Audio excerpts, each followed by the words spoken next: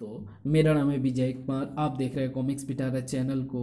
तो चलिए दोस्तों, राज कॉमिक्स में सुपर कमांडो ध्रुव की इस शानदार कॉमिक्स को हम शुरू करते हैं, जिसका नाम है आखिरी दांव। और ये कॉमिक्स जो है चैंपियन किलर का अगला भाग है। जिन्होंने इसके पहले भाग को नहीं पढ़ा है वो हमारे चैनल पर विजिट कर सकते हैं। वहाँ पर आपको प्लेलिस्ट वाले सेक्शन में सुपर कमांडो ध्रुव कॉमिक्स नाम से एक प्लेलिस्ट मिल जाएगी। उस पर क्लिक कर आप इसके पहले भाग को पढ़ सकते हैं, या आप इस वीडियो का डिस्क्रिप्शन भी चेक कर सकते हैं। तो चलिए इसकी शानदार कॉमिक्स को हम शुरू करते हैं। तो आप देख सकते हैं इसका कवर पृष्ठ जो कि कुछ इस तरह का है। सुपर कमांडो ध्रुव, अब तुम पुलिस को ये बताने की तैयारी कर लो कि ड्रेजलर का खून तुमने क्यों किया। यह हंगामा राजनगर स्पोर्ट्स मीट में एक मोटरसाइकिल रेस से शुरू हुआ था, जिसमें ध्रुव पर चैंपियन किलर ने एक अन्य मोटरसाइकिल सवार गैलीलो के धोखे से हमले किया था। असावधान ध्रुव को मुंह की खानी पड़ी और चैंपियन किलर सुरक्षित भाग गया। चैंपियन किलर का अगला हमला तैराकी जेरी पर हुआ और ध्रुव के लाख सतर्कता के बावजूद चैंपियन किलर जेरी को अपंग बना गया। नताशा की खोजबीन से पता चला कि चैंपियन किलर कारा नाम का एक व्यक्ति हो सकता है, जो गैलीलो और जेरी के साथ साथ बॉक्सर, ड्रेजलर और फुटबॉल खिलाड़ी सारादोना का भी मैनेजर रह चुका था। ये सभी खिलाड़ी जर्मनी के थे। इस बीच सारादोना पर भी चैंपियन किलर का हमला हुआ, लेकिन ध्रुव ने सारादोना को बचा लिया। भागते हुए चैंपियन किलर का ध्रुव और नताशा ने पीछा किया, परंतु ध्रुव को एक बार फिर हार का सामना करना पड़ा और चैंपियन किलर नताशा को बंधक बनाकर ले गया। सारादोना पर हुए हमले के बाद गैलीलो, सारादोना और ड्रेजलर ने जर्मनी वापस जाकर चैंपियन किलर से हिसाब बराबर करने का फैसला किया। उधर नताशा को बचाने गया ध्रुव चैंपियन किलर के जाल में फंस गया और चैंपियन किलर ने ध्रुव को सैकड़ों फीट ऊपर से नीचे गिरा दिया। अब मुझे इसकी दर्दनाक मौत का तमाशा देखने को मिलेगा, लेकिन अब तक कमांडो पीटर और करीम घटनास्थल पर आ पहुंचे थे। करीम, देख रहा हूं पार्टनर, पर घबराओ मत। मैं अपने कैप्टन का बाल भी बाका नहीं होने दूंगा। करीम का पैर एक्सीलेटर पर पूरे वजन के साथ दब गया और जीप गोली की सी रफ्तार से ध्रुव और जमीन के बीच में आ गई। धम! ये क्या? ये जीप कहाँ से आ गई? और ऊपर नताशा को थामने वाली पतली रस्सी ने भी दम तोड़ दिया। चटाक! ओह बचाओ, मैं नीचे गिर रही हूँ। लेकिन अब मैं तुझे गिरने नहीं दूंगा लड़की, क्योंकि अब तो ही मेरी यहाँ से सुरक्षित बाहर जाने की गारंटी है। तुम्हारी किस्मत वाकई बहुत तेज है सुपर कमांडो ध्रुव, और मेरी बहुत खराब कि तुम जिंदा बच गए। मैं जानता हूँ कि अब तुम मेरा पीछा दुनिया के आखिरी छोर तक नहीं छोड़ोगे, इसलिए मैं इस लड़की को अपने साथ लिए जा रहा हूँ, और इस बार अगर तुमने मेरा रास्ता रोका तो मैं इसका हाल भी जेरी जैसा कर दूंगा। हेलीकॉप्टर के पर घूमने शुरू हो गए। वो नताशा के साथ भाग रहा है ध्रुव। मैं अभी पुलिस को नहीं पीटर, पुलिस ने अगर जोर जबरदस्ती करने की कोशिश की तो नताशा को नुकसान पहुंच सकता है। अभी इसको जाने दो। लेकिन मुझसे बचकर ये जाएगा कहाँ? इसको तो मैं पाताल से भी ढूंढ निकालूंगा। अब हमको ये कैसे पता चलेगा कि चैंपियन किलर नताशा को कहाँ ले गया है? चैंपियन किलर के जीवन का एक ही मकसद है, गैलीलो, ड्रेजलर और सारादोना से बदला लेना। ये तीनों जहाँ भी जाएंगे चैंपियन किलर वहाँ पर ज़रूर जाएगा। इसलिए अब हमारे लिए इन तीनों पर नज़र रखनी बहुत ज़रूरी है। लेकिन वे तीनों तो आज सुबह ही चले गए ध्रुव। चले गए? पर कहाँ? वे लोग आज सुबह अपने प्राइवेट प्लेन में जर्मनी के बाउन शहर के लिए रवाना हो गए। एकाएक जाने का कोई कारण उन लोगों ने नहीं बताया। और हाँ, याद आया, तैराक जेरी भी उनके साथ ही था, स्ट्रेचर पर। बान सेल स्पोर्ट्स इंस्टीट्यूट भी तो वान शहर के पास ही स्थित है, जहां से प्रशिक्षण पाकर ये चारों सामान्य खिलाड़ी विश्व चैंपियन बन गए। यू आर राइट रेनू, ये संयोग नहीं हो सकता। सेल स्पोर्ट्स इंस्टीट्यूट का इस पूरे घटनाक्रम से गहरा संबंध है। मुझे पूरा यकीन है कि हमारे सारे सवालों के जवाब वहीं पर हैं, और नताशा भी। ध्रुव का ख्याल एकदम सही था, क्योंकि उसी वक्त वॉन शहर की ओर बढ़ते एक प्लेन में तो घबरा मत जेरी, हम तेरा बदला ज़रूर लेंगे। जब गीदड़ की मौत आती है तो वह जंगल से भागकर शहर आता है। हमारा दुश्मन अगर जेल से भागा है तो सिर्फ हमारे हाथों से मरने के लिए। लेकिन होनी ने इस बदले की लड़ाई में एक नया पात्र जोड़ दिया था, और इस वक्त वो भी स्टार की शक्ल वाले अपने प्राइवेट प्लेन में वॉन शहर की तरफ बढ़ रहा था। अगले दिन वॉन शहर के बाहर स्थित सेल स्पोर्ट्स इंस्टीट्यूट में एक अनपेक्षित मेहमान आया। जाइए मिस्टर ध्रुव, डायरेक्टर साहब आपका इंतजार कर रहे हैं। और थोड़ी ही देर में ध्रुव डायरेक्टर साहब को पूरी कहानी सुना चुका था, और फिर मैं भी वॉन आ गया। कहानी तो दिलचस्प है, लेकिन इसमें मैं तुम्हारी क्या मदद कर सकता हूँ? जिन खिलाड़ियों पर हमले हुए हैं वे सभी आपके ही इंस्टीट्यूट के हैं, और चैंपियन किलर का कहना है कि वे सभी धोखे से चैंपियन बने हैं। मैं आपसे सिर्फ इतना जानना चाहता हूँ कि इस धोखे का क्या मतलब हो सकता है। डायरेक्टर एक सेकंड में आग बबूला हो उठा। क्या तुम ये कहना चाहते हो कि हमारे इंस्टीट्यूट में खिलाड़ी बनाने के लिए गैर कानूनी तरीके अपनाए जाते हैं? देखिए, मैं तो सिर्फ ऐसी बात कहने की तुम्हारी हिम्मत कैसे हुई? Get out. जा रहा हूँ, जा रहा हूँ। जाते जाते मुझे सिर्फ इतना बता दीजिए कि कारा मुझे कहाँ पर मिलेगा। कारा? कौन कारा? आई सेड गेट आउट, और अगर दोबारा कभी आसपास भी नजर आए तो जिंदा नहीं बचोगे। डायरेक्टर के कमरे से बाहर निकलते समय ध्रुव काफ़ी हद तक संतुष्ट था। डायरेक्टर की हड़बड़ाहट ने मेरे शक को और भी ज़्यादा पक्का कर दिया है कि यहाँ पर कुछ गैर कानूनी ये रसायनों की महक कहाँ से आ रही है, ठीक वैसे ही जैसे किसी प्रयोगशाला से आती है। रसायनों की गंध का स्रोत ढूंढने में ध्रुव को जरा भी परेशानी नहीं हुई, क्योंकि सामने सिर्फ एक दरवाज़ा था और उसके अंदर से निकलकर जा रहा एक व्यक्ति साफ तौर पर वैज्ञानिक लग रहा था। दरवाज़ा लॉक था, लेकिन ध्रुव के लिए किसी भी ताले को खोल लेना कुछ ही सेकेंडों का काम था। अंदर से कोई आवाज़ नहीं आ रही है, लगता है अंदर कोई नहीं है। मेरे लिए अच्छा ही है। और दरवाजे के पीछे जो कुछ भी था उसका अंदाजा ध्रुव पहले ही लगा चुका था। वाह, ये तो कोई बड़ी ज़बरदस्त प्रयोगशाला लगती है, और इसमें एक कोल्ड स्टोरेज भी बना है। पर यहाँ पर काम क्या होता है? एक खेल संस्थान में प्रयोगशाला का क्या काम? पर इतना पक्का है कि इस गुप्त प्रयोगशाला में जो कुछ भी होता है वो अवश्य ही गैर कानूनी है, वरना इतना छुपाने इस प्रयोगशाला में बिना इजाज़त घुसना भी गैर कानूनी है मिस्टर ध्रुव। पहला शब्द सुनते ही ध्रुव घूम चुका था, और वाक्य खत्म होते होते ध्रुव सारी स्थिति समझ चुका था। और यहाँ घुसने वाले हर चोर के लिए एक ही आदेश है, देखते ही गोली मार देने के आदेश। ये तो वही वैज्ञानिक है, और इसकी तो उंगली भी ट्रिगर पर दब रही है। ये तो सचमुच मुझ पर गोली चलाने जा रहा है। वैज्ञानिक को ध्रुव की फुर्ती का अंदाजा नहीं था। ध्रुव की हाथ कब घुमा ये वैज्ञानिक को नहीं दिखा, और ना ही वो अपने हाथ पर गिरने वाले तेज एसिड से अपने आप को बचा पाया। एक चीख के साथ ही पिस्तौल वैज्ञानिक के हाथ से छूटकर दूर जा गिरी, और जब उसका चीखना बंद हुआ तो उसने अपने आप को ध्रुव की गिरफ्त में पाया। बोल, यहाँ पर क्या होता है?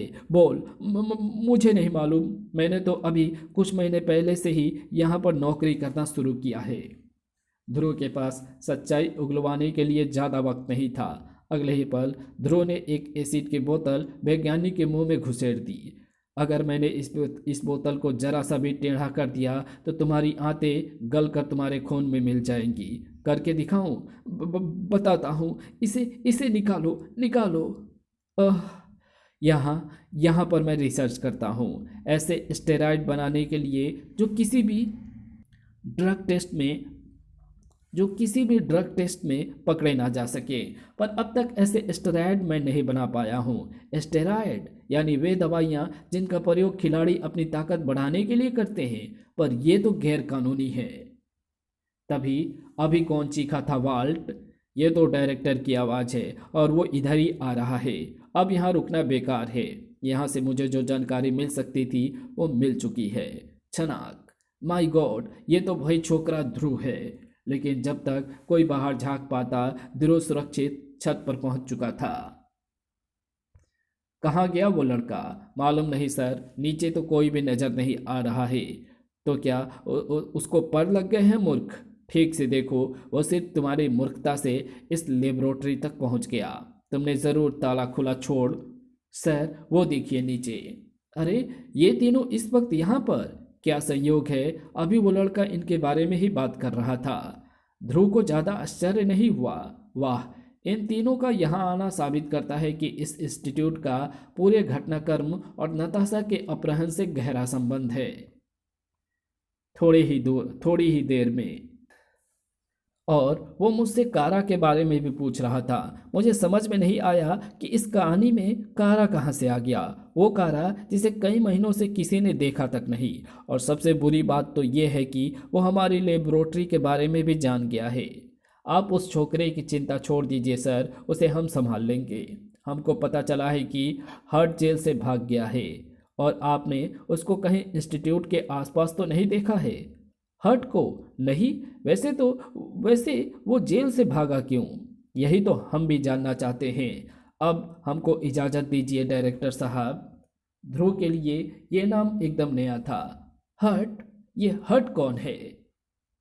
वो छोकरा कारा के बारे में कैसे जान गया पता नहीं, लेकिन वो लड़का है बहुत खतरनाक। अगर वो कारा तक पहुंच गया तो हमारे सारे भेद खुल जाएंगे।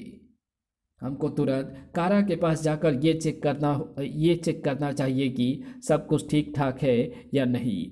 तुम दोनों जाकर ये चेकिंग का काम कर लो। मेरा कल कल एक मुकाबला है, उसके लिए मुझे जिम्नेजियम जाकर प्रैक्टिस करनी है। ओके ड्रेजलर, आओ गैलीलो, हम चलें।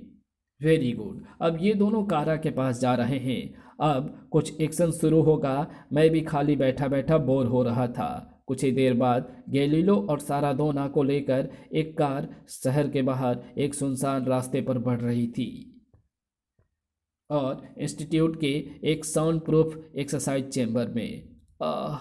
अगर एक दिन मैं प्रैक्टिस ना करूं तो पूरा बदन अकड़ने लगता है। तुम्हारा बदन तो अब अकड़ेगा चैंपियन रेजलर। तुम? मुझे पता था कि तुम जेल से भाग चुके हो, लेकिन जेल से भागकर तुमने अपनी जिंदगी की सबसे बड़ी गलती की है चैंपियन किलर। क्योंकि जब तक तुम जेल के अंदर थे तब तक तुम मेरे हाथों से बचे हुए थे। अब मैं तुमको जिंदा नहीं छोड़ूंगा। धाड़ फटाक। पर तुम यहाँ से जिंदा वापस जरूर जाओगे बॉक्सर, लेकिन अपने पैरों पर चलकर नहीं, बल्कि स्ट्रेचर पर। चैंपियन किलर के एक ही धमाकेदार वार से बॉक्सिंग सैप फट गया और उसमें से निकलती जहरीली गैस ने ड्रेजलर को चारों तरफ से घेर लिया। जब धुआं छटा तो ड्रेजलर का अकड़ता हुआ शरीर जमीन पर गिरा हुआ था और कहीं दूर पर देख गैलीलो, हमारे मैनेजर साहब कितनी आराम से जिंदगी बिता रहे हैं और हमसे आंखें दिखाने का यही अंजाम होता है। कारा, तो हमको ब्लैकमेल करने चला था, हमारा राज खोलने चला था। अब जिंदगी भर तू इसी दड़बे में सड़ेगा कारा। ये क्या, यानी कारा चैंपियन किलर नहीं है, बल्कि इन लोगों ने इसको किसी और कारण से बंदी बनाकर रखा हुआ है। चलो गैलीलो, हमारा कैदी और हमारा राज दोनों ही सुरक्षित है। यहाँ तक कोई पहुंच ही नहीं सकता, ध्रुव भी नहीं। चलो ड्रेजलर को ये खुशखबरी दे आए। दूसरी तरफ ड्रेजलर के कैरियर खत्म होने की खुशी में चैंपियन किलर अट्ठास कर रहा था। वर्ल्ड हैवीवेट बॉक्सिंग चैंपियन ड्रेजलर आज चैंपियन किलर के कदमों में पड़ा है, लेकिन चैंपियन किलर की ये खुशी सिर्फ पल भर की ही थी, क्योंकि अगले ही पल ये क्या, तुम्हारे हाथ पैर तो चल रहे हैं, यानी तुम पर मेरी नर्व गैस का असर नहीं हुआ? धड़ाक। नहीं कमीने, जब से तूने सारादोना पर गैस का हमला किया तब से मैं अपनी नाक में हमेशा एयर फिल्टर पहने रहता हूँ, इसलिए तेरी गैस मुझ पर बेअसर है। गिरने का नाटक तो मैंने सिर्फ इसलिए किया था ताकि तू असावधान हो जाए और अपना बचाव ना कर सके। ताड़। ड्रेजलर ने आज तक कोई मुकाबला नहीं हारा था और आज तक उसका कोई भी प्रतिद्वंदी बॉक्सिंग रिंग से अपने पैरों पर चलकर वापस नहीं जा पाया था। और आज तक उनका कोई भी प्रतिद्वंदी बॉक्सिंग रिंग से अपने पैरों पर चलकर वापस नहीं जा पाया था। धम। इसमें कोई शक नहीं था कि चैंपियन किलर मुसीबत में था।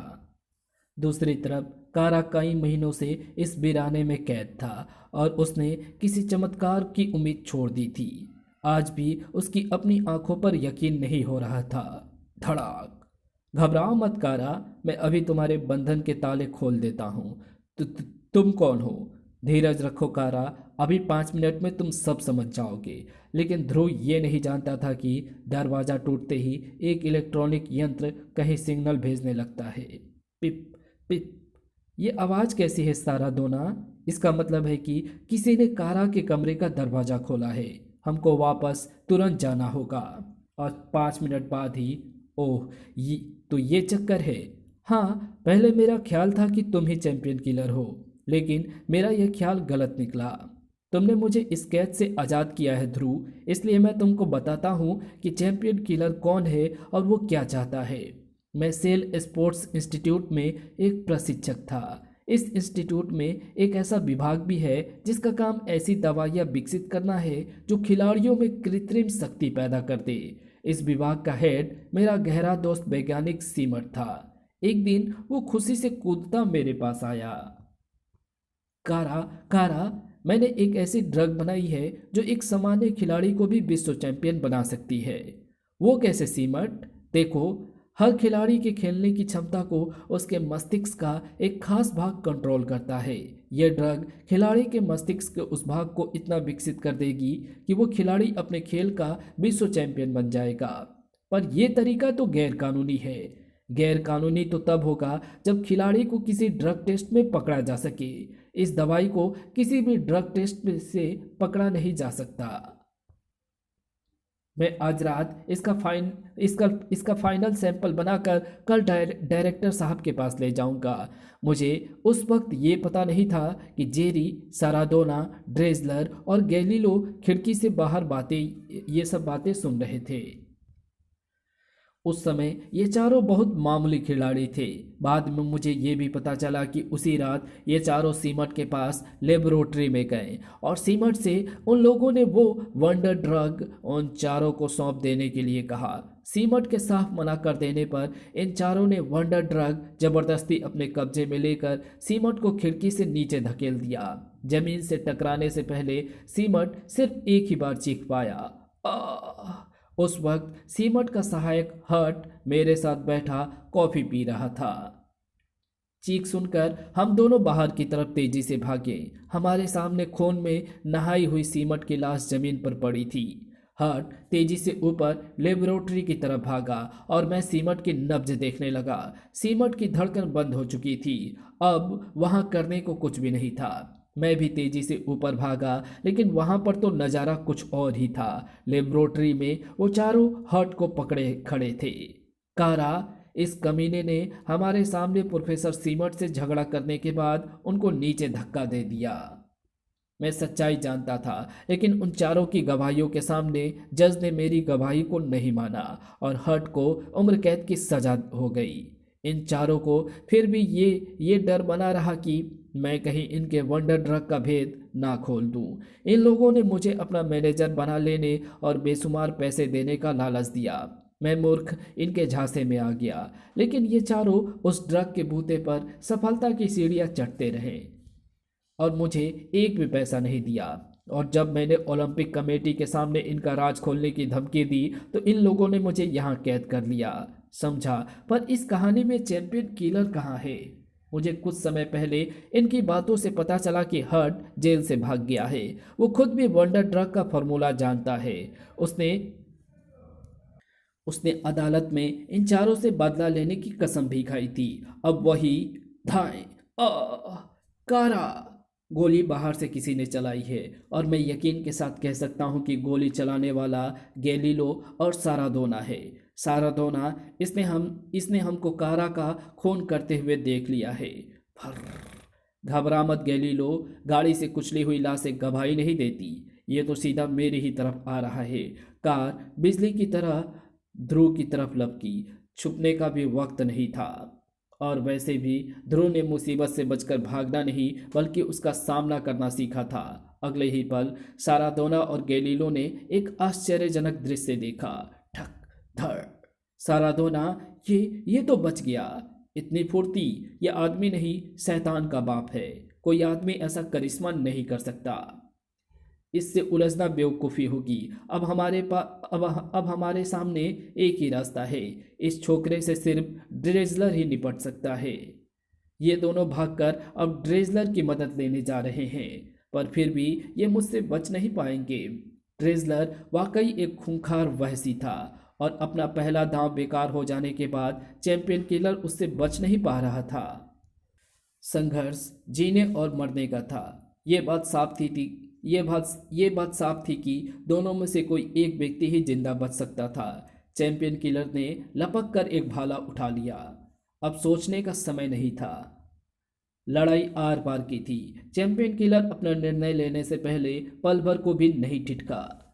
ठक आई। जेवलिन का नुकीला फल ड्रेजलर के सीने को बीचों बीच से छेदता हुआ पीछे दीवार में जा धंसा। ड्रेजलर का काम पल भर में तमाम हो गया। अगले कई मिनटों तक चैम्बर में मरघट सी खामोशी छाई रही और इस खामोशी को तोड़ने वाली ड्रेजलर, गैलीलो और सारादोना की घुटी घुटी चीखें थी।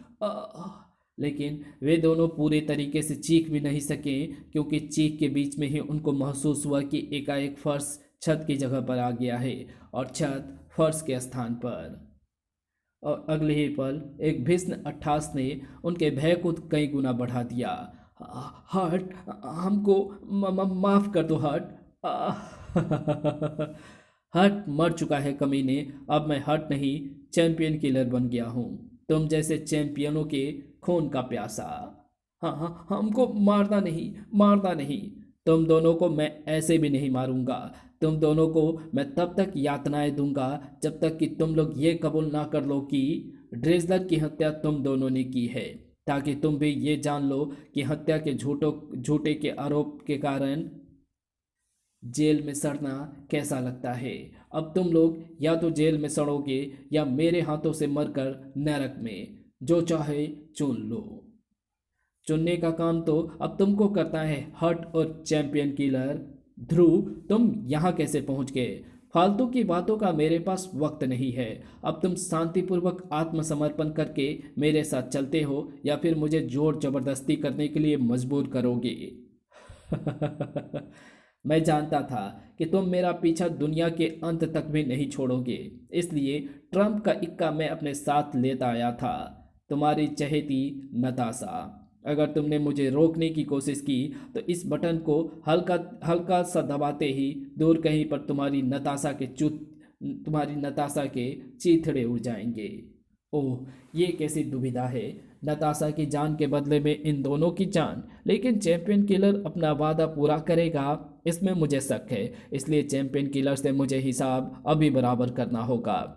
चैंपियन किलर को ध्रुव से इस हरकत की उम्मीद नहीं थी। वैसे भी उसके दोनों हाथ भरे हुए थे, धड़ धड़, जिनको ध्रुव ने तुरंत खाली करा दिया।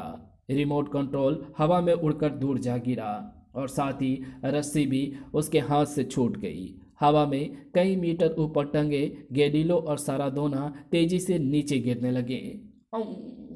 और गिरने का नतीजा क्या होगा ये ध्रुव अच्छी तरह से जानता था। वो तेजी से रस्सी के दूसरे छोर की तरफ लपका और एक झटके के साथ सारादोना और गैलीलो हवा में ही रुक गए और चैंपियन किलर अब तक संभल चुका था। धड़ा, इसके अंदर तो जबरदस्त ताकत है। पहले ही बार से मेरा सिर घूमने लगा, लेकिन इसका मुकाबला करने के लिए मुझे रस्सी को छोड़ना पड़ेगा और मैं रस्सी को तब तक नहीं छोड़ सकता जब तक मैं इसको कहीं पर बांध ना दूं। धड़ाक। अब सारादोना और गैलीलो सुरक्षित थे और ध्रुव चैंपियन किलर का सामना करने के लिए आज़ाद था। लेकिन चैंपियन किलर के पास एक और खतरनाक हथियार था। ये अपने बाएं हाथ का इस्तेमाल नहीं कर पा रहा है। लगता है इसको इस हाथ में कहीं से चोट लग गई है। चाहे जो भी कारण हो, इस बात से मुझे ही फायदा है। उसके स्पाइक सूज और ध्रुव के पास इस हथियार का कोई काट नहीं था। धाड़ तड़ाक। अब बचाव का सबसे अच्छा तरीका जवाबी हमला था। खट, चैंपियन किलर को फिर संभलने का मौका नहीं मिला। याहू, लेकिन वंडर ड्रग के असर में होने वाले से चैंपियन लेकिन वंडर ड्रग के असर में होने से चैंपियन किलर की ताकत ध्रुव की ताकत से कई गुना ज़्यादा थी। तड़ाक। और ध्रुव इतनी देर तक लड़ने से थोड़ी थकान सी महसूस कर रहा था, इसलिए इस लड़ाई में चैंपियन किलर की जीत की संभावनाएं बढ़ती जा रही थी। ढिसुम। हवा में उड़ता ध्रुव का शरीर वजनों को रखने वाली रैक से टकराया। धाड़। और सैकड़ों किलो भारी वजन ध्रुव के शरीर पर बारिश की बूंदों की तरह गिरने लगे। ध्रुव का शरीर इस जबरदस्त बोझ के नीचे दबता चला गया। ठनक ठक टन। और वजनों ने ध्रुव के शरीर को जमीन के साथ चिपका दिया। ध्रुव के लिए अपने शरीर को जमीन से 1 इंच ऊपर उठाना भी असंभव था। ऐसी स्थिति में ध्रुव अपने सिर पर खड़ी मौत को असहाय सा देखने के अलावा और कुछ नहीं कर सकता था। धाड़। बूट की एक तेज ठोकर से ध्रुव का दिमाग बेहोशी के अंधकार में डूबता चला गया और ना जाने कितनी देर बाद जब ध्रुव को होश आना शुरू हुआ तब तक कमरे का दृश्य बदल चुका था। इसका नाम ध्रुव है, ये आपको कैसे पता चला? इसने मुझे खुद बताया था। होश में आने की बधाई हो मिस्टर ध्रुव। पुलिस आपके होश में आने का बेसब्री से इंतजार कर रही है। दरअसल पुलिस को ये जानने की बहुत जल्दी है कि तुमने ड्रेजलर की हत्या क्यों की और गैलीलो और सारादोना कहाँ है। ड्रेजलर की हत्या मैंने नहीं, चैंपियन किलर हर्ट ने की है और गैलीलो और सारादोना को भी वही ले गया है। झूठ बोल रहे हो तुम। इस इंस्टीट्यूट के अंदर तुम्हारे अलावा और कोई बाहरी व्यक्ति नहीं आया और हर्ट तो आसपास नज़र तक नहीं आया, तो इसका मतलब है कि वो अब तक इंस्टीट्यूट के अंदर ही है। मुझे उसे ढूंढने जाने दो वरना बहुत देर हो जाएगी। सॉरी मिस्टर ध्रुव, यहाँ के हालात देखते हुए हम आपको छोड़ नहीं सकते। मेरे पास बहस करने का समय नहीं है। अगर तुम मुझे नहीं छोड़ोगे तो मुझे अपनी राह खुद बनानी होगी। इसे पकड़ो, भागने मत। तो इसलिए चैंपियन किलर ने मुझे जिंदा छोड़ दिया ताकि ड्रेजलर की हत्या का आरोप मुझ पर लगे और इस बीच वो आराम से अपना काम कर सके।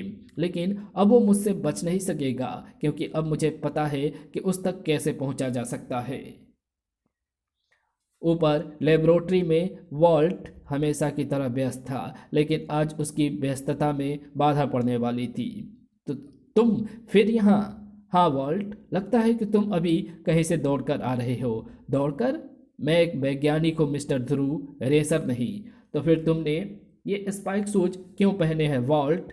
या फिर मैं तुमको हर्ट कहूँ या चैंपियन किलर हर्ट?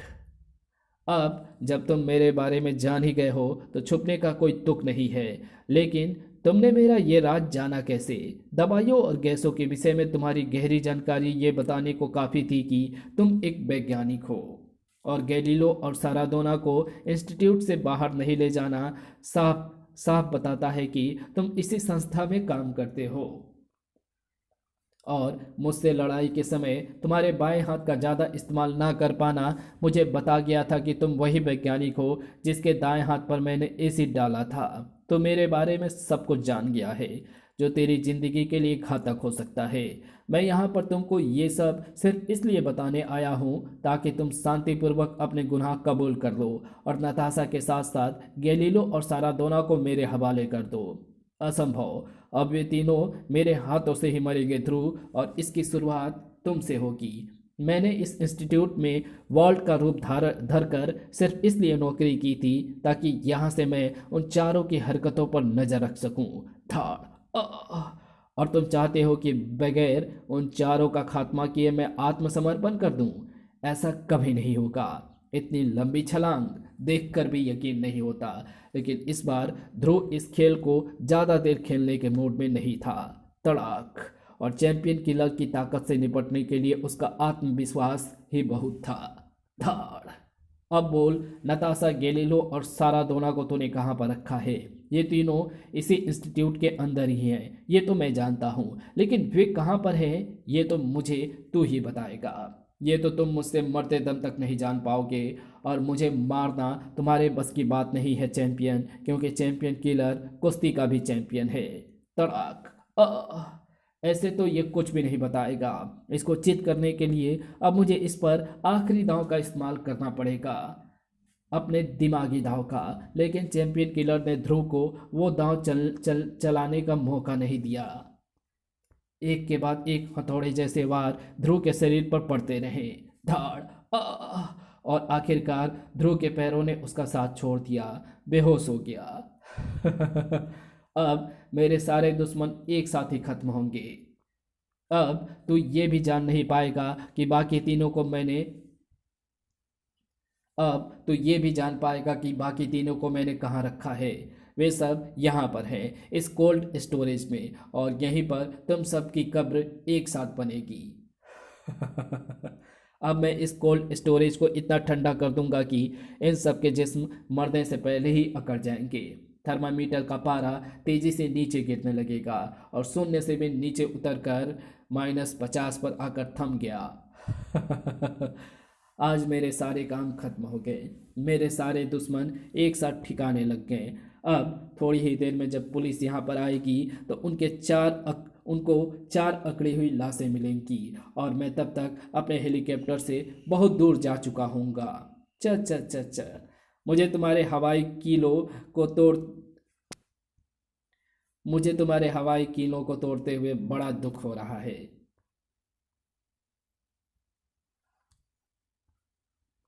तुम्हारा कोल्ड स्टोरेज काम नहीं कर रहा है, मैंने उसका फ्यूज निकाल लिया है।